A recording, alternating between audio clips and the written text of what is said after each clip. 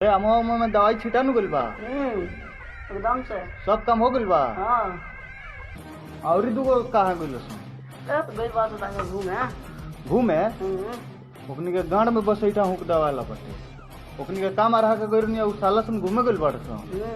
आवे तो बहन तो दोस्त नाती सन। सलाम देता आई तो होदा बैठो। सलाम दादा। सलाम सलाम प्रणाम। रहो काना के बेटा के शादी बोली बट रे चुपता क्या जाके दिखाओ तो ओकर दुल्हन के सुन दिया। चल देखेबे ए मुंह उठाओ रे हाँ ले जो जो बढ़िया बिया।